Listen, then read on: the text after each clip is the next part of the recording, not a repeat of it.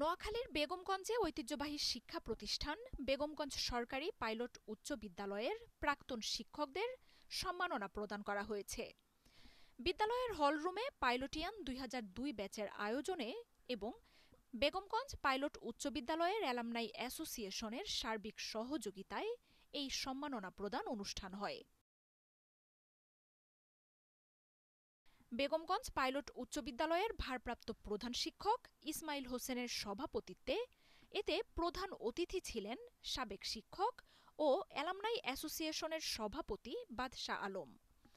বিশেষ অতিথি ছিলেন চৌমুহনী সাধারণ ব্যবসায়ী সমিতির কার্যকরী সভাপতি মোরশেদুল আমিন ফয়সাল, বেগমগঞ্জ সরকারি পাইলট উচ্চ বিদ্যালয় অ্যালামনাই অ্যাসোসিয়েশনের সাধারণ সম্পাদক মঞ্জুরুল হাসান শিমু।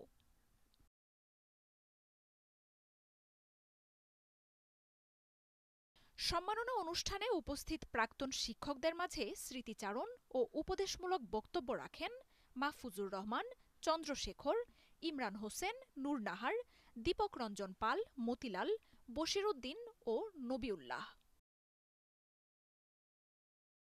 শেষে পাইলটিয়ান ২০০২ ব্যাচের উদ্যোগে প্রাক্তন ১৫ জন শিক্ষক এবং বর্তমান ২৫ জন শিক্ষককে সম্মাননা ক্রেস্ট সহ বিশেষ উপহার সামগ্রী তুলে দেন শিক্ষার্থীরা।